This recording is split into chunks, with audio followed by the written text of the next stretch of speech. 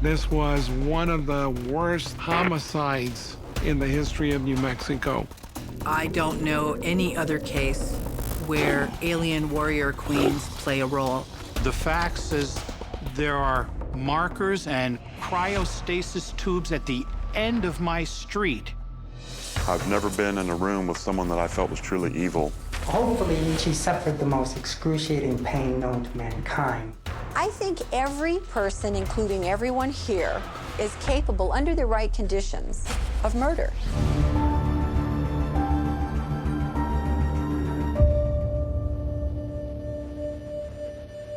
It's the fall of 1999. The world is readying for a new century full of promise. And in Albuquerque, New Mexico, people have been drawn to this wide-open city that embraces all kinds of beliefs, no matter how outside the mainstream.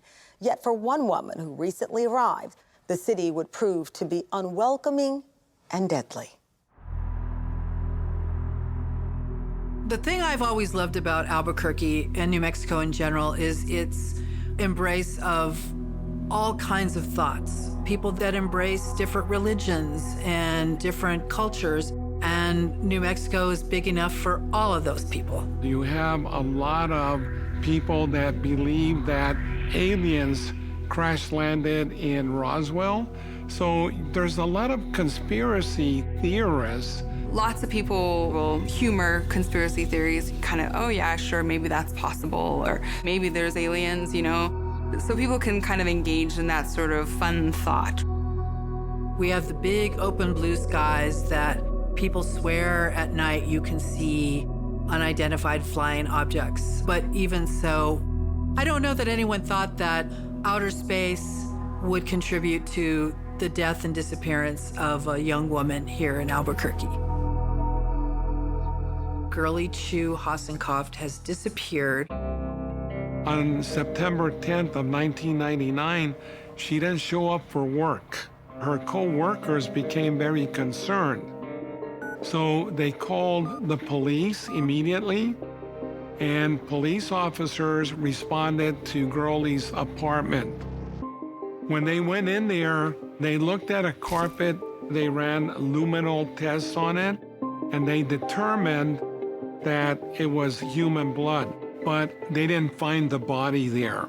If she wasn't killed, she was badly, badly wounded.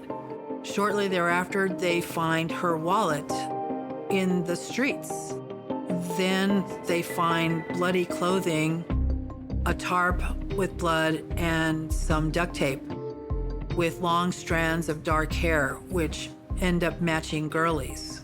But these items are found hundreds of miles away, a deserted, lonely highway near Magdalena, New Mexico. A highway worker is driving by and he sees these items, and instead of just throwing them in the back of his truck and throwing them in the trash, he actually calls state police and notifies them that he's found some bloody clothes and maybe they ought to look into this.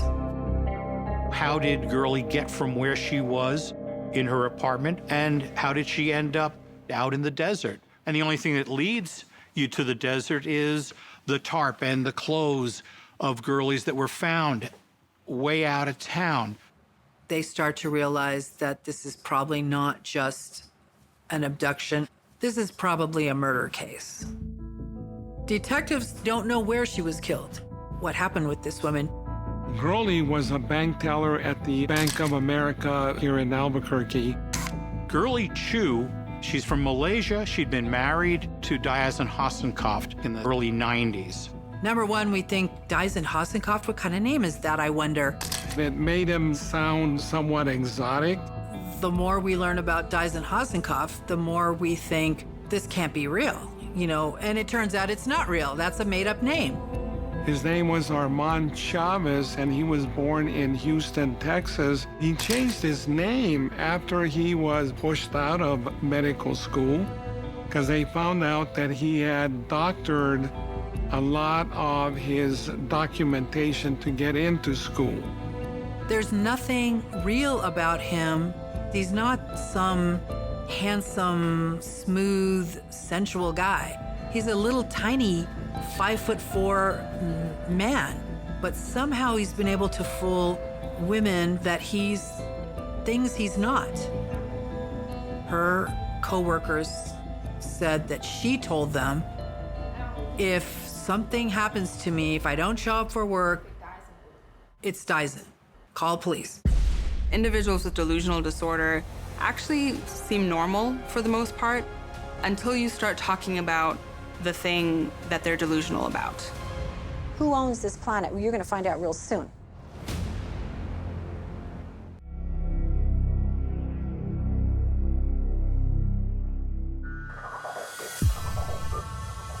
Girly Chew is building a new life after fleeing her abusive and unfaithful husband. But he has other plans for her. Diazien is carefully spinning a grisly web that will soon catch her inside of it. And it was pure evil.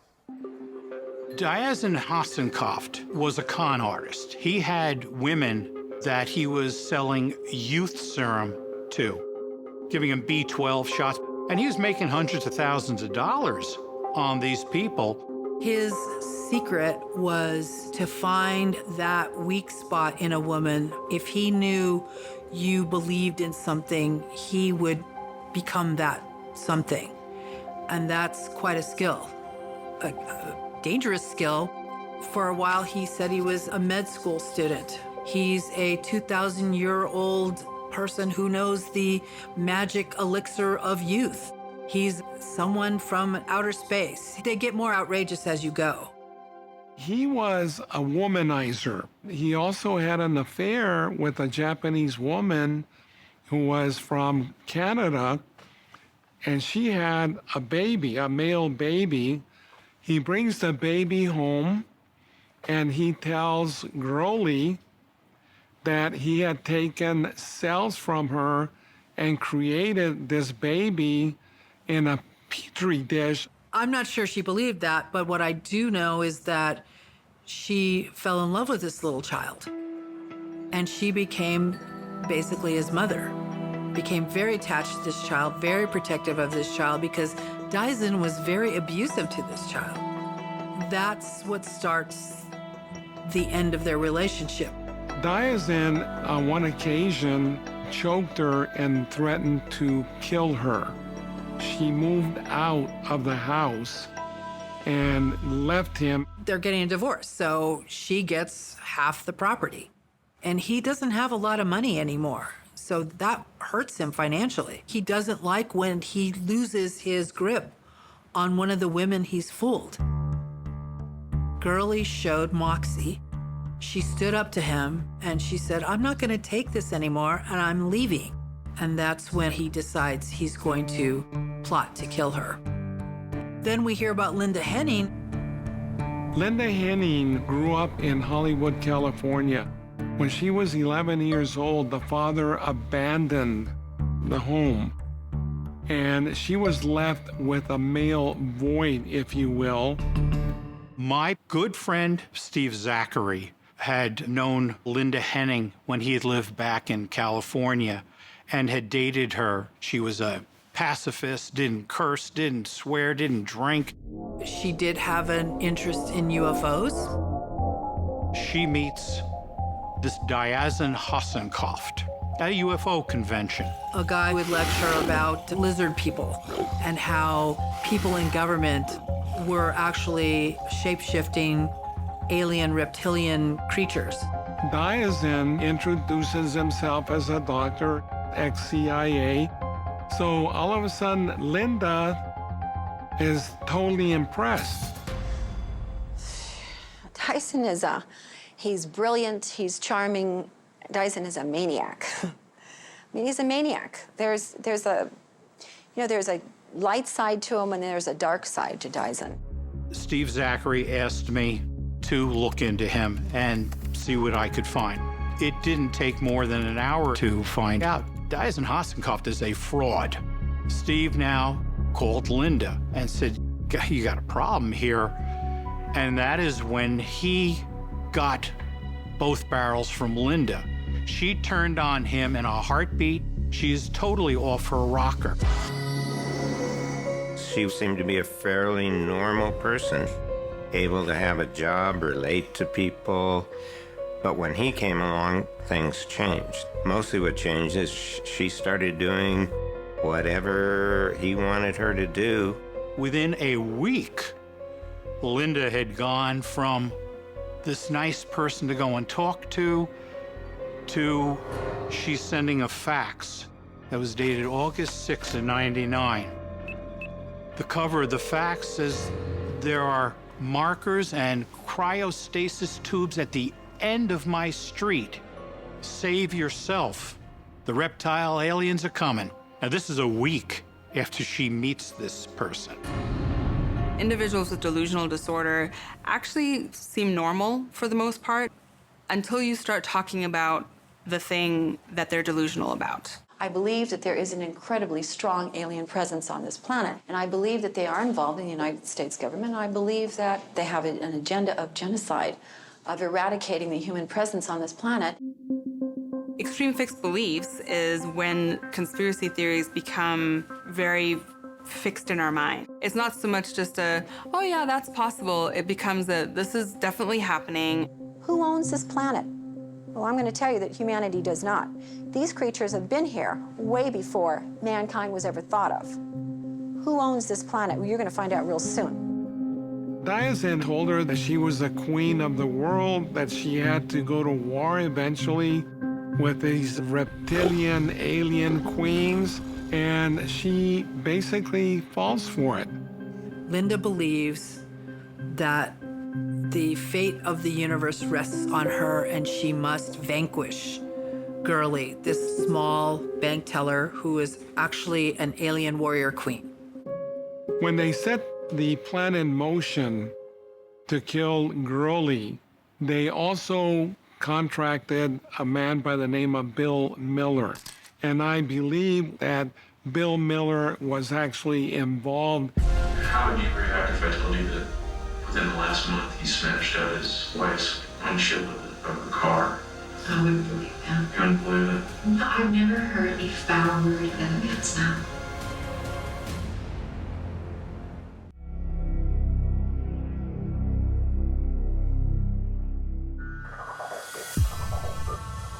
Diazien Hasselhoff has come into Linda Henning's world at a moment that seems to be fortuitous for them both.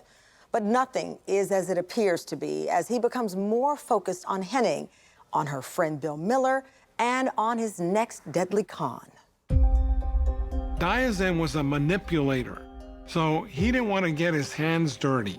And that's where Linda and Bill come into play. Bill Miller is your average, everyday electrician, hunter, fisherman guy. He's interested in UFOs, and that's how he meets Linda Henning.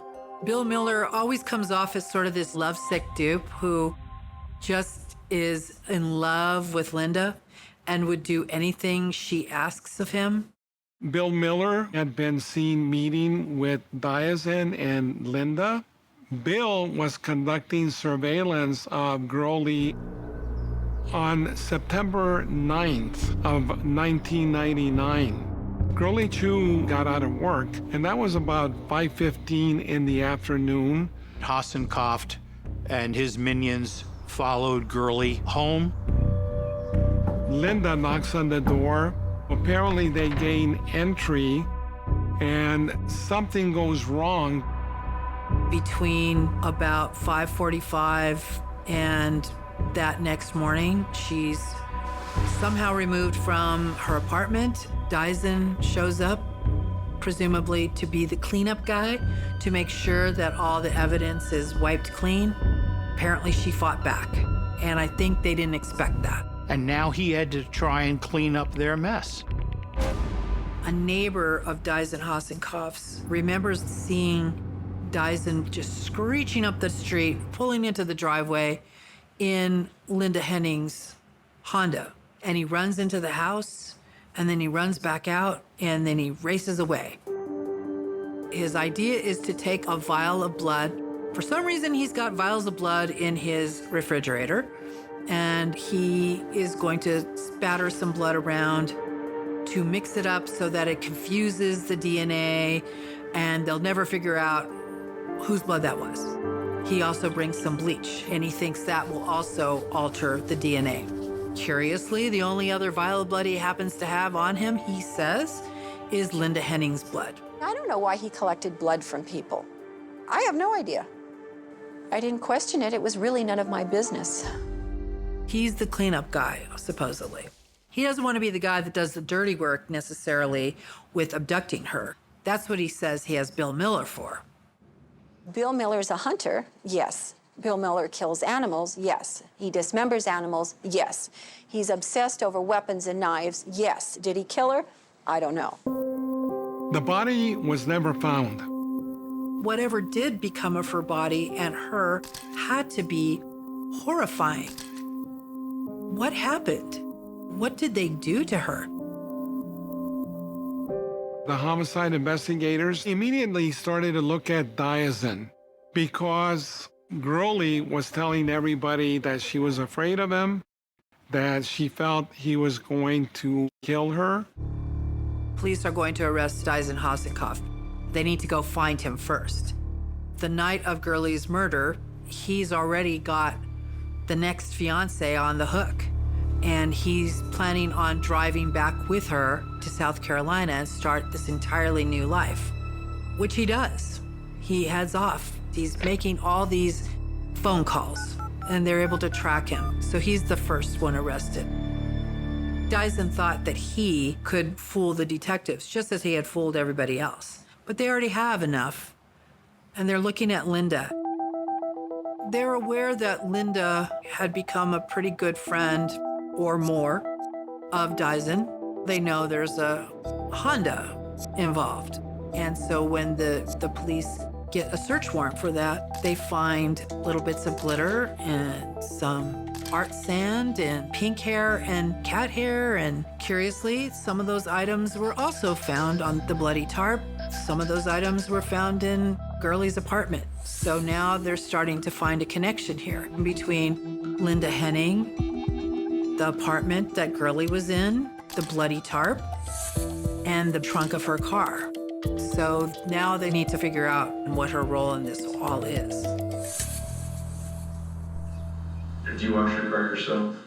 Most of the time I wash it myself and I try to keep the car clean. When was the last time you cleaned it?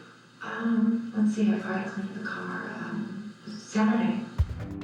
She gives a good interview with the police, seems very forthcoming, doesn't seem nervous or upset, very chatty, but police aren't so sure of her story. How often did he talk about his wife? And when he did talk about her, how did he talk about her? He said, well, they lived separate lives. He said they lived as man and wife for about 30 days, and she moved out of his bedroom. How would you react if I told you that within the last month he smashed out his wife's windshield of her car? I wouldn't believe that. You wouldn't believe it? No, I've never heard any foul word out of a man's mouth. He never raised his voice. He was always a gentleman. The police are doing search warrants on her house. They find a ninja sword in her garage. They find more of that art sand and the glitter, and that she's got cats. And remember, cat hairs played a role in the forensic evidence. But she insists that she has nothing to do with any of this. They arrested Linda around the same time that they arrested Diazien. Bill Miller comes in third. His name is mentioned by Linda, and so they go and question him. He admits the night of Girly's disappearance that he is seen with Linda and Diazien. They ask to look around his place, and that's where they see the pink deer hair that he uses for fly fishing lures that he makes himself. So once again, little tiny pieces of forensic evidence are now starting to tie these three together. I think Diazien basically took control of Linda, told her that she would be in charge of somehow killing Girly. He gave her that sword, which I think was probably involved in the killing. And according to Diazien, Miller was the one who actually committed the murder. When they bring in Miller for interrogation, They put him in a room and there's cameras there. Bill feels like the only evidence he has are some business cards, and he decides to eat them, but they catch that. So that's evidence tampering. They bring the case before the grand jury, and they get only the evidence tampering. That's why Bill gets a slap on the wrist, basically. Diazien was looking at the death penalty, so he pled guilty as long as the government would not seek the death penalty.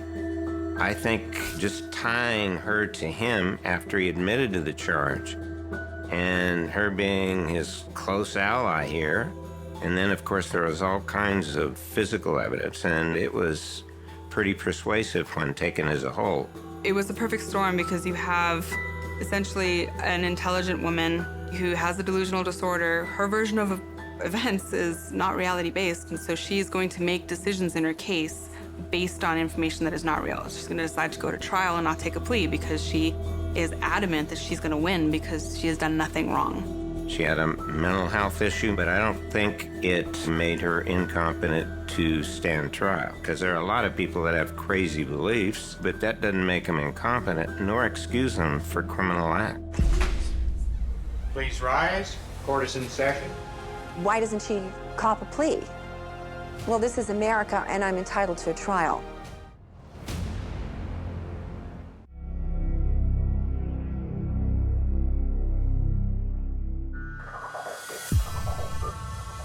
Bill Miller's case is closed with only an evidence tampering conviction. Linda Henning refuses a plea bargain and insists on her day in court, but won't take the stand in her own defense. As part of his plea deal to save himself, Diazien Hassenkaft must testify at her murder trial. Will the truth finally be told? I'm not going to cooperate, by the way. I will be totally uncooperative. I don't care. Give me 100 years. I don't care. Please rise. Court is in session. She said, I'm not guilty of anything. How can I go and plead guilty to something I didn't do? I just didn't do it. I wasn't involved. Good morning, ladies and gentlemen. You can be seated. Linda Henning's trial was pretty well attended. In this case, there was pretty much no one there for Linda, but that didn't mean that the courtroom was empty. Girly's family was from Malaysia, but they showed up for the trial and were in the courtroom every day. This is a criminal case commenced by the state of New Mexico against the defendant, Linda Henning. Ms. Henning has been charged with several counts. She's been charged with first-degree murder, secondly, conspiracy to commit first-degree murder, third, kidnapping, fourth, conspiracy to commit kidnapping, and then 4 counts of perjury. She's pleaded not guilty to each count. And at this time, we'll have the opening statements. Mr. Spears. It was a Thursday, September 9th, 1999. At about 7 o'clock in the evening, a knock came to her front door. And Girly Chew Hassenkaft opened that door. And when she opened that door, she let death in. This case was about a missing person. And then, over time, small things connecting to other small things, it became a case of murder. She met a man and married Diazien Hassenkaft. She did not know that a woman would come into her bank and transact business to her. She did not know that same woman who transacted with her would be kidnapping her and would be killing her. The prosecution team had a strong circumstantial case. Of course, they already had Diazien, who was very closely tied to her. The strategy for the state was just to present this overwhelming physical evidence. After you have done your work in the jury room, let your collective hand take your collective pen, and with the ink from that pen, mark the verdict forms guilty for what this defendant did to Girly. Thank you very much. The defense had a much harder case because there was significant evidence. The co-defendant had already pled. She was very close to the co-defendant. So I think what they were trying to do is little by little discredit evidence, point out inconsistencies, but the problem was looking at everything as a whole, and to make all those things true that they were suggesting would be almost impossible.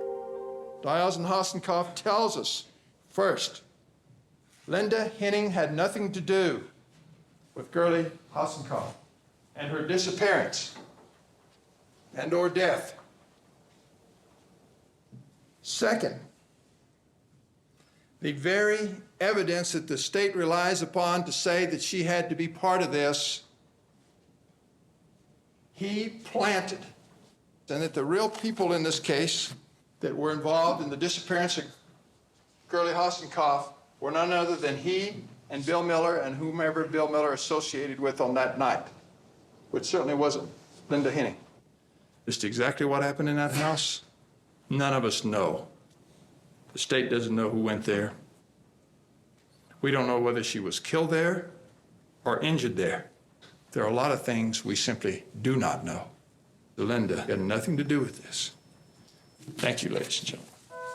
Part of the trial centered on trying to prove to the jury that Girly Chew Hassenkopf was indeed dead. And the way they did that was interviewing her coworkers. All right. If you raise your right hand, do you swear the testimony you're about to give is the truth under the penalty of perjury? Yes. Please be seated. Did a time come when Girly Hassenkopf and Diazien Hassenkopf split up? Yes, in February of 1999. And in context, that would be approximately 8 or 9 months before Girly Hassenkopf disappeared? Yes. What was the reason that they split up? Girly had left Diazien Hassenkopf due to domestic violence. Did she tell you anything specific as to what her concerns were at that time? That he was going to kill her. I want to now turn your attention to the following morning, September 10th, 1999. Did you work that day? Yes. And what time did you arrive? I got to work about 10 to 8. Was Girly there when you arrived? No. Did concern begin to mount as to the whereabouts of Girly Hassenkopf? Yes. Why was it that you became so concerned so quickly? Because Girly was never late. Did you take any action at that point?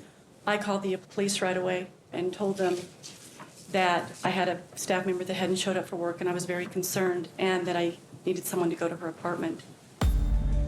And the state can call its next witness. Your Honor, the state would call Detective Mike Fox, please. When I first entered the apartment, the first thing I noticed was the door frame showed that there had no visible signs of forced entry. To my right, I located 3 very obvious stains. I noticed an odor of bleach. Detective Gonzalez and Gunther tested the stains for blood. If the stains lit up, then that was a positive test for blood. And it was a very bright reaction to the test. The defense calls Diazien Hassenkopf.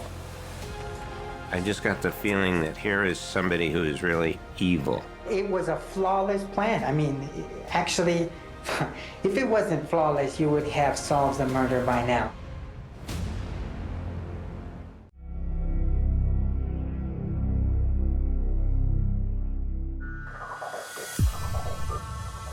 The state has meticulously argued its case, connecting defendant Linda Henning to the murder of Girly Chew. But in an odd twist, the Linda Henning defense must rely on the truly bizarre testimony of now convicted killer Diazien Hassenkopf. Undoubtedly, the biggest moment in Linda Henning's trial was when Diazien Hassenkopf took the stand. The defense calls Diazien Hassenkopf. When Diazien testified, all eyes were on him, and he was prepared to make an entrance, which he did. It was one of the weirdest entrances a person I'd ever seen make coming into the courtroom. He was just looking at people here and there, not in a friendly manner, and just sort of a creepy manner. Would you raise your right hand first? Do you swear the testimony you're about to give is the truth under the penalty of perjury? Of course. Please be seated.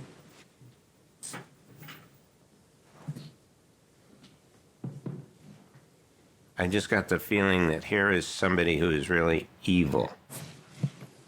Would you kindly tell, ladies and gentlemen of the jury, your name? Diazien Hassenkoff. I've never been in a room with someone that I felt was truly evil, and that's the impression I get from that man, that he actually is an evil person. And I've never experienced that before. I hope I never have to again. It was a flawless plan. I mean, actually, if it wasn't flawless, you would have solved the murder by now. 3 years down the line, you still don't know what happened. He talked in a way. It was almost like some evil cartoon character. When you decide you're going to commit murder, you decide that you're going to trade your life for theirs. I did that. Part of it, I think, was an act, but he was also a pretty despicable human being. The plan was that she would be murdered, that she would be abducted. Hopefully, she suffered the most excruciating pain known to mankind, was what I was. Part of that may have been an act, because they adjust to whatever environment they're in and make you believe whatever you want them to believe. I think what he was doing there is trying to get Henning off and acting as evil as he could, although in ways you could tell it probably wasn't all that hard of an act for him, because he appeared to be a real evil person. He orchestrated this totally unnecessary killing of this woman because she didn't do what he wanted. That she is dead, that she is killed, that she might be murdered, so what? I mean, who cares? I don't. To this day, I have no remorse, no pity, no sorrow. I wanted to make sure that her parents knew and cried over 1,000 years over an empty grave. That's what I wanted. He's just cruel. There's only one word to describe him. He's cruel. And he just don't have conscience at all. What he has done, and he don't feel any remorse towards what his action to my sister. That's terrible. Murder is something you have to have the fortitude to do. It isn't something that goes lightly. It's something that you have to have predator qualities about you. You have to be able to do it and then not be afraid you're going to get caught. He testified on behalf of the defense. He stated that Linda had nothing to do with Girly's killing. I entered the apartment. It's in disarray, which is okay because that's what I'm there for. I'm there to clean it up, remove the forensic evidence. Problem: there is blood on the carpet. Now we have injury inside the apartment. I have to make sure that that DNA sequence can't match to Girly Hassenkoff. The idea is to leave enough female DNA that it's not enough to identify somebody else. Right. I must leave female DNA. I make a mistake, of course, because I pulled the vial of female DNA out of the refrigerator. The only DNA sequence that's in the refrigerator that's female, it happens to be Mrs. Henning's. I have a job to do. I have this DNA that needs to be destroyed. I have to cover this up. The facts that I use her DNA, well, oh well. I don't know from the defense's point of view whether they should have called him or not. I don't know that they knew what he was going to say. And even if he told them something, it couldn't be relied on. I would take care of the forensic evidence. Since I was most qualified, it was clearly that I must do that.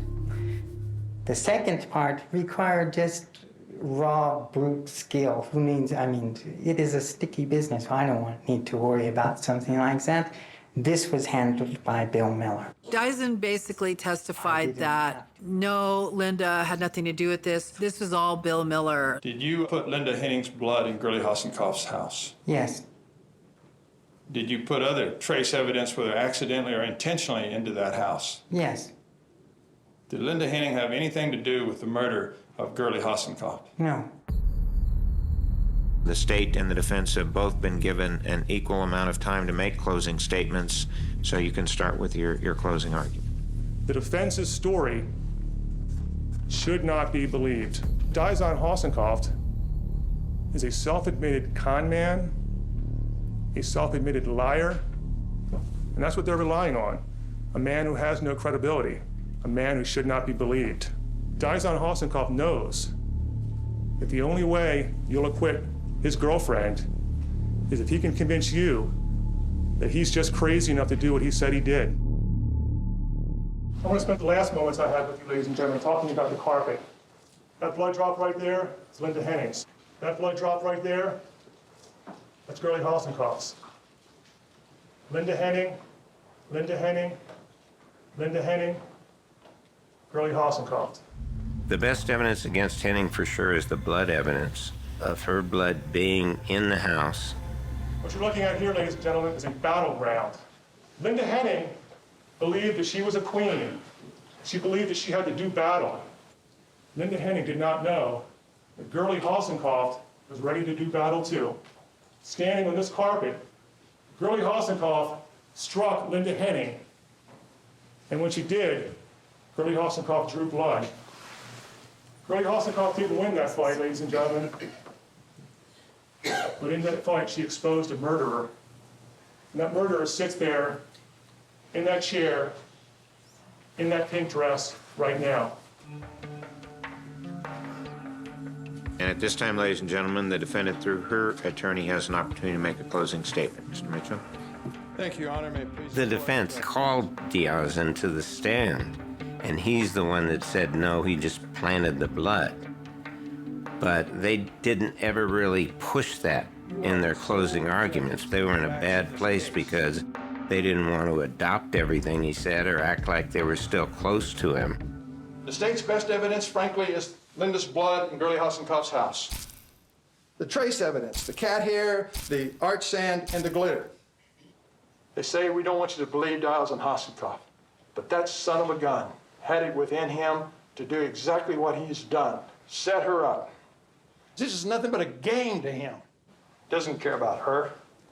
The evidence isn't there to begin with, even with or without Diazien Hassenkoff.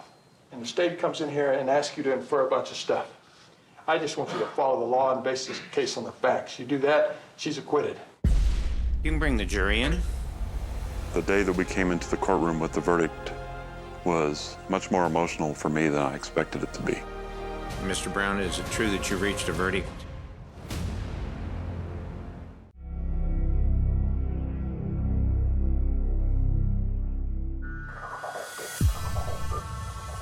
Will the jury believe Diazien Hassenkoff, the sadistic con artist who testified that Linda Henning had nothing to do with his wife's brutal murder? Or will Linda Henning be convicted of the cold-blooded killing? Just like those UFO sightings all around town over the years, what is true and what is not is anyone's guess. Please rise. Court is in session. I felt that there was a very good chance that she would be acquitted. But New Mexico law also is guilt by association. I mean, the mutt was living with her. Thank you. You can bring the jury in. I'm innocent. I've always said that since day one. When the case finally wrapped up and the jury had the case to deliberate, I remember thinking, if you took Linda Henning before she met Diazien and Linda Henning sitting in front of me in the courtroom, how did that change? How did she change so dramatically? But to me, I thought prosecutors definitely proved that she had something to do with the planning and orchestrating of Girly's disappearance and death. Did Linda Henning have anything to do with the murder of Girly Hassenkoff? No. Juries are not stupid. They didn't believe him. He had absolutely no credibility. I doubt that he was truthful. He never seemed to let the truth bother him much. Most psychopaths, don't really care about the truth. Ladies and gentlemen, you can be seated. The day that we came into the courtroom with the verdict was much more emotional for me than I expected it to be. It had a physiological effect, shaking, kind of a buzzing in my ears. It was very difficult. Mr. Brown, is it true that you reached a verdict? Yes, Your Honor.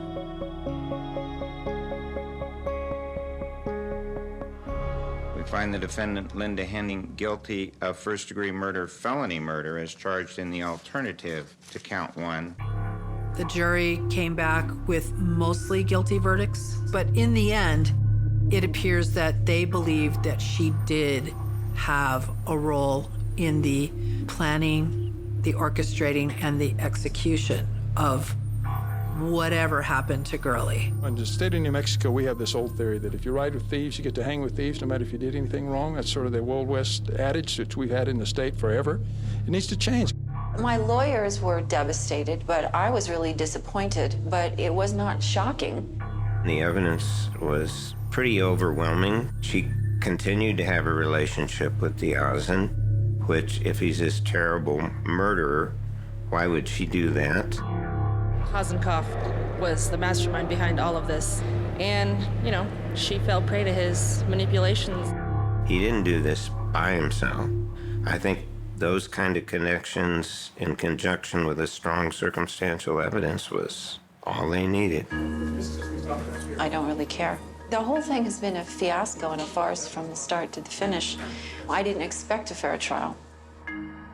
When it came to sentencing, I told the prosecutors, you know, just tell her to give some information as to where the body might be with the family of the victim. Under their religion, Girly was in trouble unless they found the body and were able to lay her at rest.